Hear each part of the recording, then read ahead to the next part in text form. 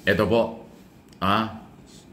mukhang patuloy na pong pwedeng umiinit sa palitan ng magkabilang panig, paliwanag sa mga national issue.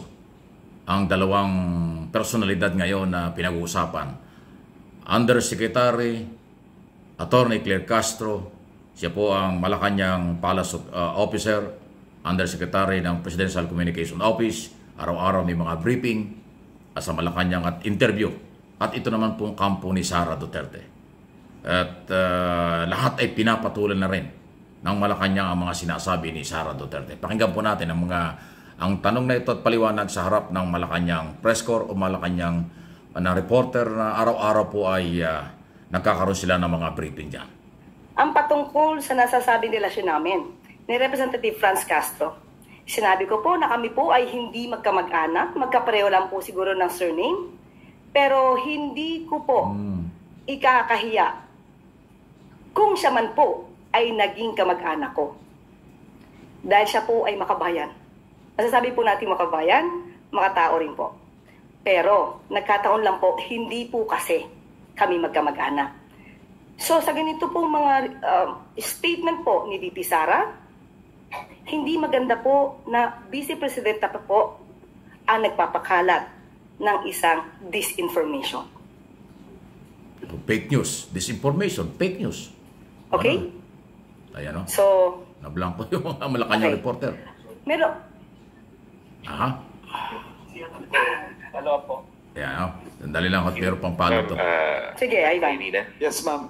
Baka, what can you tell us about the President's trip to Rome, Italy? Baka may dagdag detalye na po kayo kung natuloy siya, kung nakarating na. Natuloy po. Natuloy po siya kagabi. Malis na nung isang gabi pa. Tatlong caretakers po ang natalaga. Si E.S. Lucas Bersamin, si S.O.J. Boying Rimulya, at saka po si Secretary Estrella. So, natuloy po sila. Yung iba pong detalye ay hindi ko na po masasabi. Okay po? Thank you. At,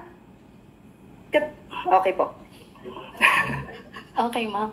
Okay. Yung reaction lang doon sa sa Malacanang. Kasi this week nagkaroon po ng powerhouse symposium ang Lakas CMD headed by Speaker Martin Romualdez, at pinamobilize na niya ang lahat ng resources ng Lakas para nga mapanalo or parang target pa ipanalo itong 11 senatorial beds ng pro-administration. Ano po yung reaction ng Malacanang dito? Siguro po ang mas may authority na magsalita po ay si Congressman Toby Tiangco.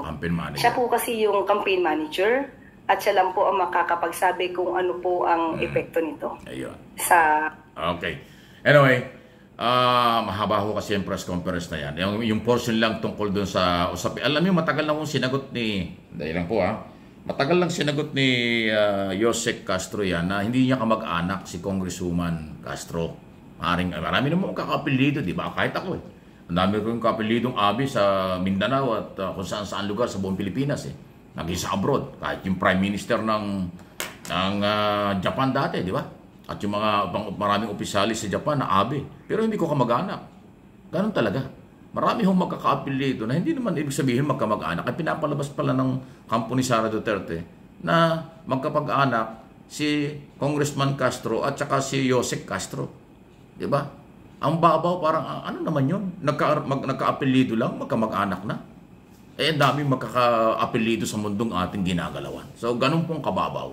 Kaya nabara na naman dyan dapat daw makinig ng briefing. Dapat parang ang gustong palabasin dito ni Undersecretary Castro, dapat si Sara bilang Vice President aware sa mga balita. Dapat alam niya ang nangyayari. Hindi yung nagsasalita siyang hindi naman niya alam kung ano ang mga nangyayari. Fake news, parang ganon. Disinformation. O, di ba? Kaya, palagay ko magre-react na naman po yung company ni Sara yan. Totoo naman kung tayo nga ng mga simpleng mamamayan, kayo ng mga mamamayang nanonood, nakikinig, tayo yung nakaka-interest sa mga balita dito sa ating bansa dahil bansa natin ito. Para aware tayo, updated tayo kung anong nangyayari. Kaya nga araw-araw, umaga, hapon, kung anumang oras na mayroong mga balita, meron akong tinatalakay para na-update tayong lahat. Dapat ginagawa ito ng Pangalawang Pangulo. Alam niya dapat ang nangyayari para hindi malayo, para hindi suntok sa buwan ang kanyang mga sinasabi. Kasi ang kanyang mga statement ay mahalaga sana dahil siya ay pangalawa sa pinakamataas na opisyalis ng ating pamahalaan. Abogada pa. Pero kung ang mga impormasyon niya ay bitin, ang mga impormasyon niya ay mali, siguradong mali ang magiging reaksyon. Mali ang mga statement katulad ng nangyayari ngayon. Binabanatan niya yung tungkol sa rice. Bakit daw Visayas lang? Hindi naman sinabi ng gobyerno sa Visayas lang eh. Inuuna lang ang Visayas region at yan ay mangyayari sa Luzon, Visayas, Mindanao at sa buong bansa. Di ba?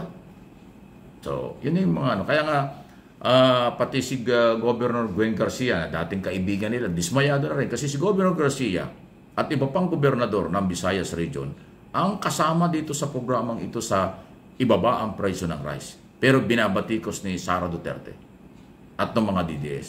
Ang tinatamaan din dyan, hindi lang si Pangulong Marcos. Marami, magsasaka, consumer, at yung mga gobernador na nagpursige nito, lead by Governor Garcia, na tumulong kay Sara noong eleksyon. Alam naman natin yan. So, ayan na ang advice ngayon ni Undersecretary Castro. Dapat si Sara, Vice President, ay makinig ng balita at dapat updated ka sa mga nangyayari para hindi sumisimplang, para nababagay yung mga reaction mo at statement mo kasi malayo sa katotohanan pala ang mga sinasabi ng Pangalawang Pangulo. Ayun. So, yun nga po. Iinit talaga. At sabi niya, kahit nga doon sa aking interview sa television, kahapon lang yun, di ba? Sabi ni Castro doon sa aking interview sa Channel 4, sabi niya, hindi naman kami titigil dyan. Tutuloy namin kung anong tama. Kahit pa sino yan, kahit sino pa sila. Kahit sino pang mga bumabati ko sa gobyerno, yun ang paninindigan at yun ang kailangan. Hindi bibigay, at yun ang dati ko sinasabi pa, ang gobyerno hindi susuko kay kanino man. Ang gobyerno ay hindi bibigay kahit na kaninong political party at mga politiko. Kasi ang Estado ay mamamayang Pilipino. Yan ang obligasyon ng mga nakaupo mula sa presidente hanggang sa mga mababang posisyon sa gobyerno. Panindigan ang trabaho, panindigan ang batas, panindigan ang para sa nakakarami, hindi para sa mga iilang sektor na makasarili at meron lang political interest na mang-agaw ng kapangyarihan. Ayan. So hahaba pa yan. Abangan ninyo at hindi naman tayo titigil din sa ating mga ginagawa kung ano ang totoo ay ating bibigyan ng impormasyon kayo at bibigyan ko rin kayo ng analysis at opinion sa mga nangyayari. So ang aking tingin po dito at opinion, banggaan na ito ng dalawang babae. Yusek Castro, Sara Duterte. Sino ang ating paniniwalaan? Sino ang ating susuportahan? Malaya po kayo. Pero ako, alam ko kung sino ang tama. Alam ko rin kung sino ang dapat suportahan. Ang gobyerno na hinahawakan ng mga taong ating pinagkatiwalaan sa ngayon. Yung mga taga-iilang na sa gobyerno at nasa labas ng gobyerno na mapanirang grupo, makapiling grupo, makasariling grupo, kalimutan natin yan. Kawawa ang bayan natin sa mga taong yan. Please like, share, subscribe. Doon sa hindi pa, dito po sa aking mga channel. Mike Abe Opinions, yung isang channel natin. At itong channel na ito, MA Pinoy TV.